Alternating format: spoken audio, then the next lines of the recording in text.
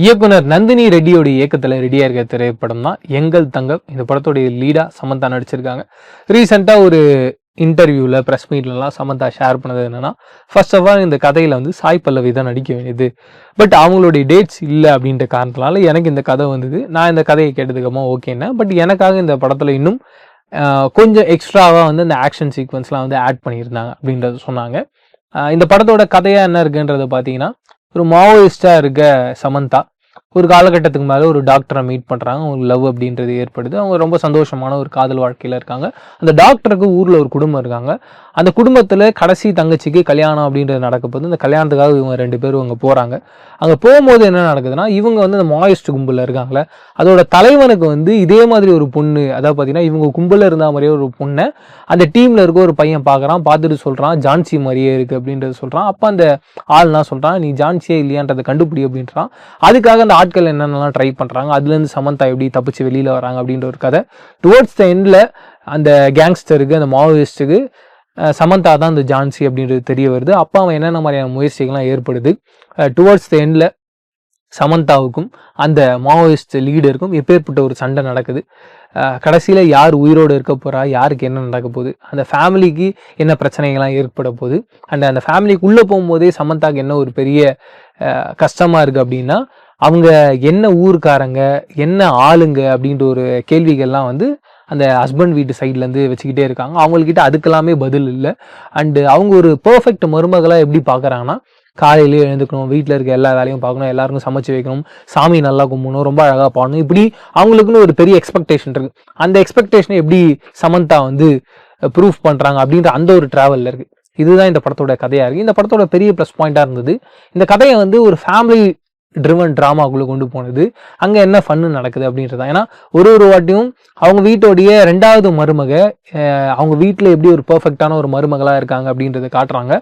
அவங்கள டிஃபீட் பண்ணும் அப்படின்ற அந்த ஐடியாலஜியோடைய சமந்தா என்னென்ன மாதிரியான திருட்டுத்தனங்கள்லாம் பண்ணுறாங்கன்றதை இந்த படத்தில் காமிச்சிருப்பாங்க. அது எல்லாமே ரொம்ப பியூட்டிஃபுல்லாக ஆடியன்ஸ் என்ஜாய் பண்ணுற வகையில் இருக்குது. 2வது பெரிய ப்ளஸ்ஸாக என்ன பண்ணுறேன்னா, இந்த படத்தில் ஒரு சீக்வன்ஸ் வரும், ஒருத்தர் வந்து இறந்து போயிடுவார். அந்த இறந்து போனவரை வீட்டிலேருந்து எப்படியாவது வந்து வெளியில் கொண்டு போகணும். அப்போ சமந்தாவோட ஃப்ரெண்டு கேரக்டர் ஒருத்தர் இருப்பாங்க. அவங்க 2 பேருக்கும் சூப்பரான ஒரு கெமிஸ்ட்ரி.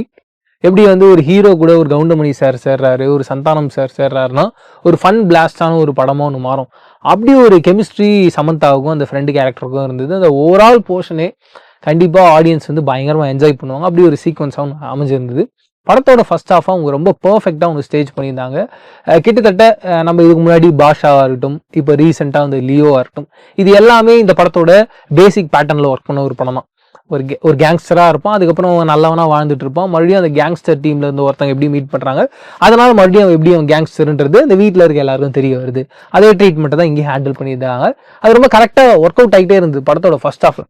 படத்தோட செகண்ட் ஹாஃபில் என்ன பண்ணிட்டாங்க, படத்தோட ஃபர்ஸ்ட் ஹாஃபில் என்ன கதையை காட்டினாங்களோ அப்படியே ரிப்பீட் பண்ணும்போது ஆடியன்ஸுக்கு அது பெரிய லேகாக இருக்குது. அண்டு லியோவில் ஒரு பெரிய மைனஸாக நான் ஒர்க் அவுட் ஆச்சுன்னா, அந்த படத்தோட ஃப்ளாஷ்பேக் போர்ஷனை கரெக்டாக ஸ்டேஜ் பண்ணல அப்படின்றதான். இந்த படத்துலையும் சமந்தா ஏன் மாவோயிஸ்டாக மாறுறாங்கன்னு ஒரு ஃப்ளாஷ்பேக் போர்ஷன் இருக்கும், அதை அவங்க கரெக்டாக ஸ்டேஜ் பண்ணவே இல்லை. அது இந்த படத்தோட ஒரு பெரிய அடியாக இருந்தது.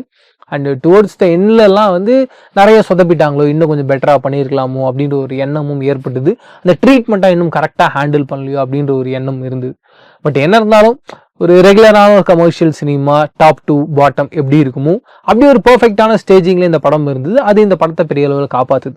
இதை தாண்டி இந்த படத்தோட ஒரு பெரிய பில்லர்னா கண்டிப்பாக சமந்தா. அவங்களுடைய பர்ஃபார்மன்ஸ் எக்ஸ்ட்ரானரியாக இருக்குது. அவங்க எப்படி ஃபைட் சீக்வன்ஸ் அந்த ஃபைட்டை ஹேண்டில் பண்ணுறாங்க, அவங்கள எப்படி அவங்க ஸ்டேஜ் பண்ணிக்கிறாங்கன்றதெல்லாம் ரொம்ப பியூட்டிஃபுல்லாக இருந்தது. அண்ட் இந்த கதையில் வர மற்ற சப்போர்ட்டிங் கேரக்டர்ஸும் ரொம்ப நல்லா பண்ணியிருந்தாங்க. காந்தாராவில் வில்லனாக ஒருத்தர் பண்ணியிருப்பார்ல, மெயின் வில்லன் வந்து கண்டிப்பாக வந்து காந்தாரா திரைப்படத்தோட ஹீரோயின், காந்தாரா பார்ட் 2 பற்றி பேசுகிறேன், ருக்மணி வசந்த் தான். பட் ருக்மணி வசந்தோட அண்ணனா ஒரு கேரக்டர் காமிச்சிருப்பாங்க, ஒரு ராஜாவோ, திமிர் பிடிச்ச ராஜாவா. அவருக்கு தான் இந்த படத்தோட வில்லனாகவும் பண்ணியிருக்காரு. அவருடைய பெர்ஃபார்மன்ஸ் இந்த படத்துலையும் ரொம்ப அழகாக இருந்தது. அவர் இந்த படத்தில் ஒரு பெரிய அளவில் ப்ளஸ் பாயிண்ட்டாக ஒர்க் அவுட் ஆகிருக்காரு. சந்தோஷ் நாராயணுடைய மியூசிக் ரொம்ப எக்ஸ்ட்ரானரியாக இருந்தது. மிக முக்கியமாக இந்த படத்தோட பேக்ரவுண்ட் ஸ்கோராக ஒரு கொடுத்து சமந்தா வந்து ஒரு ஹீரோயிஸ் ஃபீல்டுக்கு அவர் பயங்கரமாக எலிவேட் பண்ணியிருந்தார். அது இந்த படத்தை பெரிய அளவில் சப்போர்ட் பண்ணிச்சு. ஓம் பிரகாஷோட சினிமோட்டோகிராஃபராக இருக்கட்டும், எடிட்டிங்காக இருக்கட்டும், ஓவராலாக டெக்னிக்கலாக இந்த திரைப்படம் ரொம்ப பர்ஃபெக்டாக இருந்தாங்க. நீங்கள் ஒரு கமர்ஷியல் சினிமா ஒரு ஃபேனாக இருக்கீங்க, ஒரு பர்ஃபெக்டாக ஒரு டீசெண்டாக ஒரு படம் பார்க்கணும்னா கண்டிப்பாக இந்த படம் ஒரு நல்ல அப்ரோச்சாக இருக்கும்ன்றதுல சந்தேகம் இல்லை. இதை தாண்டி நீங்கள் எங்கள் தங்கம் படம் பார்த்துருந்தீங்களா, பார்க்க போறீங்கன்னா உங்களுடைய கமெண்ட்ஸ் ஷேர் பண்ணிக்கோங்க. வேற ஒரு ரிவ்யூவில் சந்திக்கிறேன். அது வரைக்கும் டடா பாய் சொல்லுங்க. நான் பிரவீன் KS. பாய்.